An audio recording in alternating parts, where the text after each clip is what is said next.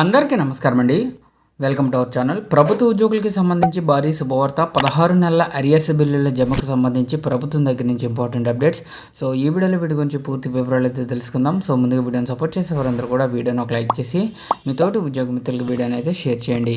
ఛానల్ని ఫస్ట్ మనకు విజిట్ చేసినట్లయితే తప్పనిసరిగా సబ్స్క్రైబ్ అయితే చేసుకుని పక్కన ఉండే బెల్ సింబల్ని యాక్టివేట్ చేసుకోండి.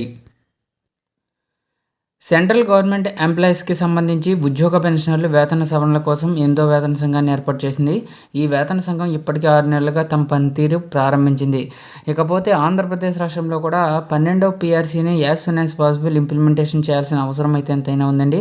అయితే ప్రజెంట్ ఏపీలో కొత్త పీఆర్సీకి సంబంధించి కమిటీ చైర్మన్ అయితే నియమించలేదు. సో 2023 జూలై 1 నుంచి అమలు కావాల్సిన పీఆర్సీ అనేది ఇప్పటివరకు ఏపీలో ఉద్యోగులకు ఇంకా అందలేదు.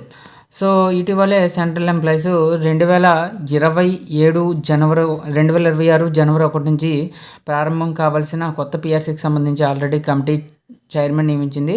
సో మరో 12 నెలల్లో కమిటీ కేంద్ర ప్రభుత్వానికి తమ సిఫార్సులను కూడా అందజేయాల్సి అయితే ఉంది. దేశవ్యాప్తంగా లక్షలాది మంది సెంట్రల్ ఎంప్లాయీస్ మరియు పెన్షనర్స్ వేతన సంఘం చేసే సిఫార్సుల కోసం ఎంతో ఈగర్లీ వెయిట్ చేస్తున్నారు. అయితే ఉద్యోగుల మనసులో మొదలవుతున్న అత్యంత కీలకమైన ప్రశ్న ఏంటంటే, కొత్త వేతన సంఘం అమల్లోకి వచ్చిన తర్వాత తమకు చెల్లించాల్సిన బకాయిలను ఏ ప్రాతిపదికన లెక్కిస్తారు, ఏరియర్స్ ఏ రూపంలో వస్తాయంటున్నారు. అయితే 7th పే కమిషన్ సంఘం 2025 డిసెంబర్తో ముగిసింది.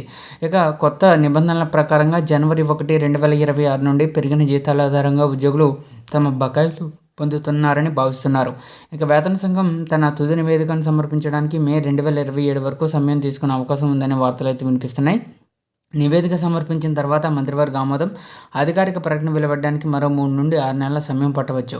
సో బేసిక్ పేపై లెక్కిస్తారా లేదా మొత్తం వేతనంపై లెక్కిస్తారా అనేది ప్రభుత్వం నిర్ణయిస్తుంది. ఇక నిజానికి నవంబర్ 2025లో కేంద్ర ప్రభుత్వం 8th పే కమిషన్ సంఘానికి తన తుది నివేదికను రూపొందించి సమర్పించడానికి 18 నెలల సమయాన్ని మంజూరు చేసింది.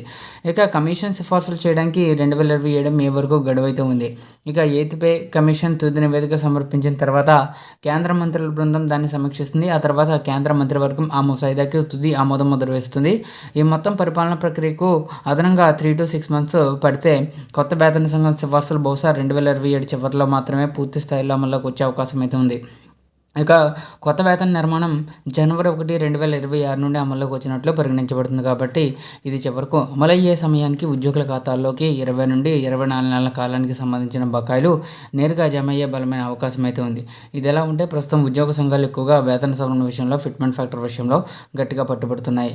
పలు సంఘాలు 3.0 కన్నా ఎక్కువ మొత్తంలో ఫిట్మెంట్ ఫ్యాక్టర్ ఉండాలని డిమాండ్లు అయితే చేస్తున్నాయి.